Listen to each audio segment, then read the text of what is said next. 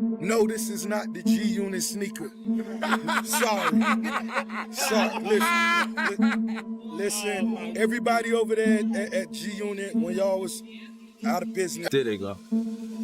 Oh, man. Ricky's crew. He said he got a $2 million crew in New York City? He was talking about the NYPD. Did you know Rick, while he was working in law enforcement? He was a correction officer. So we're clear he was a correctional officer. How do you feel about Bossa giving you the name Officer Ricky? I just want to hear it from you. Baby, I'm worth too much money to even be, sidetracked on this carpet. I'm deciding to your life up. Rick, bro, I'm your life up. For fun. This a few times. It's not new. I do this all the time. 50 Cent got the whole game calling him the ultimate troll in hip-hop. Over the years, he's flipped rap beef into pure entertainment, taking pettiness to levels nobody else even imagined. From pulling up like a bill collector, hounding his own artists for money, to dropping cash just to snatch up 200 front row seats at Ja Rule's concert so the place looked dead. 50 really turned beef into a full-time hustle. In October, you did something to get back at Ja Rule. Yeah. And please tell the people what you did, because this is quite I bought like the first 4 rows in his concert. How much are the tickets? $15. I said, okay, give me the first 4 rows.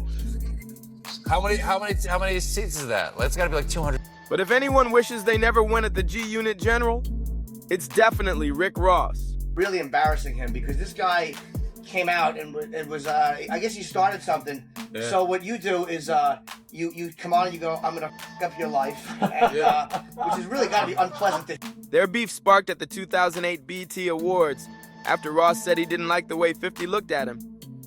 But 50 later laughed it off, claiming he didn't even remember Ross being there. That small clash blew up fast, turning into one of hip-hop's nastiest feuds ever. With the whole world watching, 50 moved in and started tearing Ross's career apart piece by piece. Officer Ricky, why you got me up in this month, man? Is it because I said you and your mama look like the Clumps? Or is it because I said your baby mama's By 2011, 50 was reflecting on how this whole mess with Ross began. To him, it was obvious. Ross wanted smoke just for publicity. In an interview, 50 said, "It all started because I looked at him the wrong way. That means he just wanted to compete, move up, create awareness for himself, and he did it. Whether it was clout chasing or real tension, that Bet Awards run-in set it all off. Ross wasted no time, hitting the studio and dropping mafia music. The track had slick shots, but one line cut deep. Burn the house down, you gotta buy another. Don't forget the gas can." At first, it sounded like just another rap flex, but that line cut way deeper. Ross was throwing shots at 50's ex, Shaniqua Tompkins, and the fire that nearly took her and their sons' lives. Back then, 50 and Shaniqua were locked in a bitter custody battle over their son Marquise and the house that mysteriously burned down. The blaze was deadly serious. 6 people were inside, and the home was destroyed. Shaniqua pointed the finger at 50, saying, "He's obsessed. He's very obsessed. We're in litigation. He said he was going to have someone come off me. Watch what he does." She even claimed she heard intruders before the fire broke out. Something through the window and the house just ignited. Couldn't even make it downstairs. We had to jump out the window. Do you think he hired someone to do it? Yes, of course. I know he's too much of a coward to do anything. 50's team quickly shut down the rumors, confirming he was in Louisiana when the fire happened. But Ross knew what he was doing, bringing it up in his diss. He had ammo, and he was ready to use it. In an interview, Ross bragged about the track, saying, "I had to address a few things. I had to address a few people. Some people are gonna be effed. That's the best way I can put it." At that point, Ross had every reason to feel untouchable. His first 2 albums were platinum, Hustlin' was a street anthem, and the industry was embracing him as the next big star. But Ross miscalculated. He wasn't just trading bars with any rapper. He was stepping into the ring with 50, a battle-hardened troll who made a career out of wrecking rivals. Just ask Ja Rule, Fat Joe, or Game. None walked away the same. And 50 made it clear Ross's career was next. just for fun. Deciding to your life up. Rick Ross, I'm gonna your life up. For fun. This a few times. This is not new. From the outside, it was obvious. If 50 dug up some dirt, Ross was finished. And sadly for Ross, he had a skeleton waiting to blow up his whole image. So where did the Rick Ross was a cop story even start? To break it down, we rewind to 2006, when the Smoking Gun dropped a bombshell article titled "Screw Rick Ross." It exposed Ross, real name William Leonard Roberts II, as a former correctional officer before he ever touched a mic. The Smoking Gun? A photo of young Ross in full CO uniform, proudly shaking hands at his academy graduation. The report even claimed Ross worked as a CO at the South Florida Reception Center in Dade County. For a rapper branding himself as the biggest boss, a drug kingpin, and a street legend, this revelation was career-shaking. The revelation was a total PR nightmare, and Ross knew it. At first, he flat out denied everything, scrambling for excuses. One of the wildest? Claiming hackers photoshopped his face onto a CO's body. But that wasn't his only problem. While fans argued over whether Ross was really a correctional officer, another storm was brewing. His name. Rappers often borrow from real gangsters for stage names. Nipsey Hussle, Yo Gotti, Bugsy Malone, even Machine Gun Kelly did it. But Ross crossed a different line. He didn't just take inspiration, he straight up lifted the name Rick Ross from a very real, very alive ex-drug kingpin. And the real Rick Ross, aka Freeway Ricky Ross, was not happy about it. Ross used my whole name, you know, and he probably gained the most stardom out of everybody. You know, he raps about selling drugs, right? And he never sold drugs. You know, he was a correctional officer. And this is where it all went downhill for Ross. In hip-hop, the last thing you want is beef with 50 while hiding skeletons, because 50's a shark who smells blood instantly. The second Ross dropped Mafia music, he cracked the door wide open. 50 pounced with Officer Ricky, Go Ahead, Try Me, a diss track blasting Ross for acting like a kingpin while really being a former CO. But 50 didn't stop at just bars. He leveled up the disrespect by creating a full-blown animated cartoon series called Officer Ricky, clowning Ross non-stop for his past as a correctional officer. It was brutal and unforgettable. Officer Ricky? Why you got me up in this mug, man? Is it because I said you and your mama look like the Clumps? Or is it because I said your baby mama's a... 50 made sure the name Rick Ross came with one image, a badge, a uniform, and a CO standing in prison. And the worst part? It worked.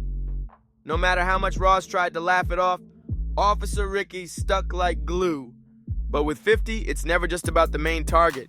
He always drags everyone around them into the crossfire.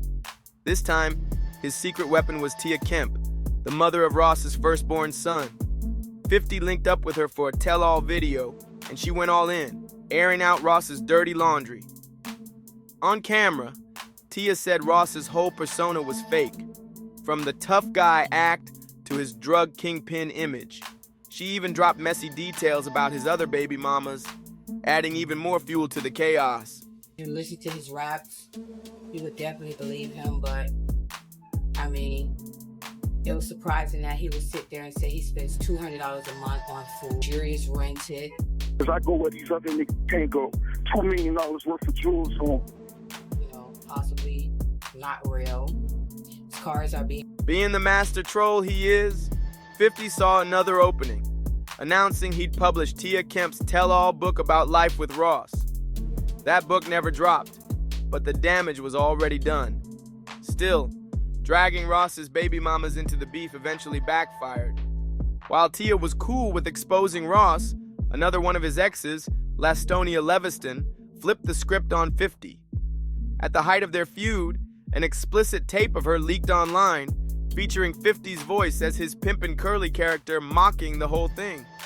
According to Lastonia's lawsuit, 50 had posted the video without permission, and she was not letting it slide. The case dragged on for years, but when it finally got resolved, it hit 50 hard with serious consequences. Yet even with that lawsuit hanging over him, 50 never slowed down. He kept clowning Ross, keeping the Officer Ricky jokes alive, and reminding everyone Ross's street image was fake. Ross tried to play it cool, dropping a few subliminal shots and the occasional diss, but it was obvious he was playing checkers while 50 was playing chess. Then 50 went for one of the lowest blows in the feud, posing for pictures in Vegas with Ross's son, Tia Kemp, and Floyd Mayweather. Even critics who thought 50 went too far couldn't deny his strategy. He never let up, always circling back to one point. Rick Ross was a fraud. By then, Officer Ricky wasn't just a rap nickname, it was mainstream.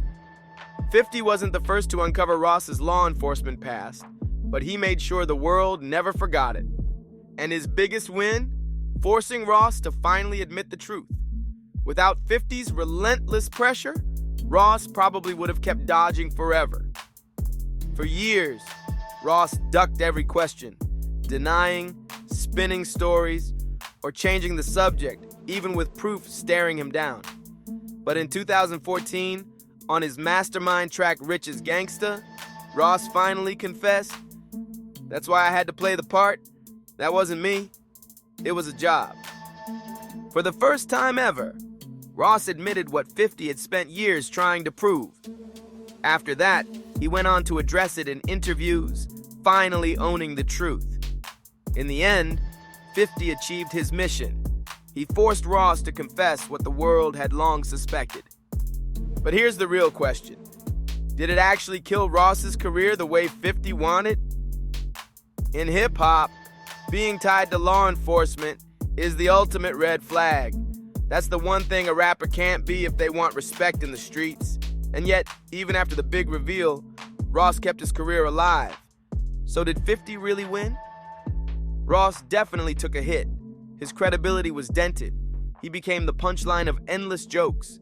And every time he called himself the boss, people side-eyed it. But despite the clowning, Ross pushed forward. His fan base stayed loyal, and plenty of people simply didn't care about his past. Fans still wanted good music, but after Ross admitted the truth on Mastermind, things were never the same. Before the scandal, he was running the charts, stacking platinum records and sitting at the top. But after Mastermind, Ross never hit #1 again. His next project, Hood Billionaire, even marked the lowest first-week sales of his career. For 50, the beef felt like a win, but it came with setbacks. Exposing Ross was one thing, but 50 took heavy losses too. The biggest hit came in 2015, when a court ordered him to pay $5 million to Lastonia Leviston, Ross's baby mama, for leaking her tape. The ruling slammed 50 so hard he had to file for bankruptcy, and people never let him forget it. He even tried to countersue Ross, claiming Ross was the one who leaked the video, but by then the damage was done.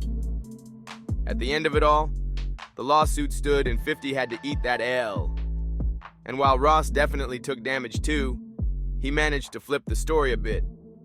He started speaking openly about being a CO, always trying to frame it like he had some bigger reason for taking the job. But truth be told, the beef never fully died. Even now, Ross still seems salty about the whole saga. Just look at how quick he jumped to respond when Charlemagne the God called 50 a diabolical genius. In the way I think of Charlemagne, he would know better than that. A diabolical genius doesn't file foreclosure, doesn't file bankruptcy, it's not a diabolical genius. Ross tried flipping the script by pointing out 50's flaws, but all he got back was a reminder of how badly he'd been exposed. Sure, Ross is still a successful rapper and businessman, but thanks to 50, his career carries a permanent stain. Anytime Ross's name comes up, people can't help but think of the Officer Ricky saga. No matter how much he shrugs it off, it's stuck to his legacy forever. And just when it seemed like their long war was cooling down, a new spark lit the feud, this time over Big Meech. For those who don't know, Demetrius Big Meech Flannery is one of the most infamous names linking hip-hop to the drug game. He co-founded the Black Mafia family, a massive empire built on drug trafficking and money laundering that stamped its mark on the culture. After years behind bars, Big Meech was finally moved to a halfway house. And of course, big industry names pulled up to see him, including 50 Cent. But when Meech linked with Rick Ross, everything shifted. To get why this sparked tension, you gotta remember, 50 has a direct tie to BMF. He's the executive producer of the hit Starz series BMF, loosely based on the real story of the Black Mafia family, covering the rise of Meech and his brother Terry, Southwest T. Flannery. The show even stars Meech's real son, Demetrius Jr., playing his father.